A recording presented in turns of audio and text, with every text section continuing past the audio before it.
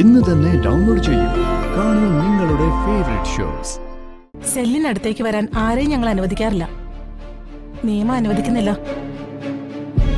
പിന്നെ കുറുപ്പ് സാറിന്റെ മകനായതുകൊണ്ട് ജഗനും കുട്ടിക്കും ഇങ്ങനൊരു സൗകര്യം അനുവദിച്ചെന്നേ ഉള്ളൂ. എത്രയും പെട്ടെന്ന് കണ്ടിട്ട് പുറത്തേക്ക് പോണം. ശരി മാഡം, താങ്ക് യു. എന്തിനാ വന്ദനമ്മേനെ അടച്ചിട്ടേക്കുന്നത്?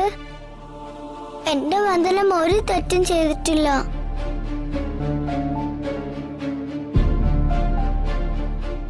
വന്ദനമ്മേ നമ്മൾ കൊണ്ടുപോയിക്കോട്ടെ ആന്റി. ആന്റിക്ക് ആഗ്രഹമില്ലഞ്ഞിട്ടല്ല, പക്ഷേ അതിനൊന്നും ആന്റിക്ക് പറ്റില്ല. കോടതി ശിക്ഷിച്ച് ഇവിടെ ഇട്ടിരിക്കുന്നവരെ പുറത്തുവിടാൻ നിയമം അനുവദിക്കുന്നില്ല. ഞാൻ നിസ്സഹായാണ് മോളെ. ജഗ, കുട്ടിയുടെ മാനസികാവസ്ഥ എനിക്ക് മനസ്സിലാവുന്നുണ്ട്.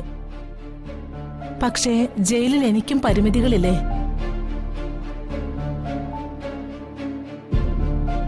നിങ്ങൾ തന്നെ കുട്ടിയെ കാര്യം പറഞ്ഞ് മനസ്സിലാക്കണം. ശരി മാഡം. വന്ദനയ്ക്ക് കൊടുക്കാനാ ഈ ഭക്ഷണം കൊണ്ടുവന്നത്.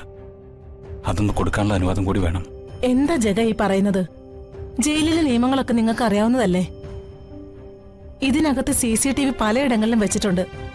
ജയിലിനകത്ത് ജയിലിലെ ഭക്ഷണമേ പാടുള്ളൂ. പുറത്തുനിന്ന് ഒരു ഭക്ഷണവും അനുവദിക്കില്ല. എന്നെ വെറുതെ ബുദ്ധിമുട്ടിക്കരുത് ആന്റി പ്ലീസ്. ദിയമോള് വന്ദനമ്മയ്ക്ക് കൊടുക്കാൻ വേണ്ടി കൊണ്ടുവന്നതാ. Please aunty.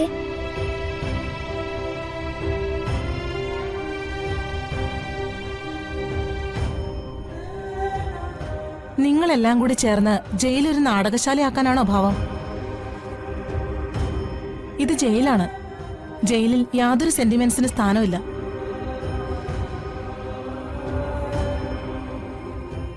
കുറുപ്പ് സാറിന്റെ മകനെന്ന നിലയിൽ അനുവദിക്കുന്ന സ്വാതന്ത്ര്യം ദുർവിനിയോഗം ചെയ്യരുത്. ഭക്ഷണം കൊടുത്തിട്ട് എത്രയും പെട്ടെന്ന് പുറത്തിറങ്ങണം. ശരി മാഡം. ആ സെല്ലൊന്ന് തുറന്നു കൊടുക്കൂ. ശരി മാഡം.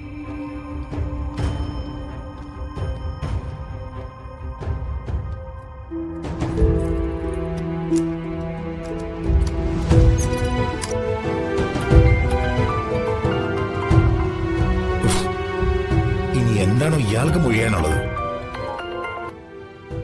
ഹലോ, വന്ദനയുടെ കാര്യത്തിലേ എന്തെങ്കിലും തീരുമാനമായോടാ?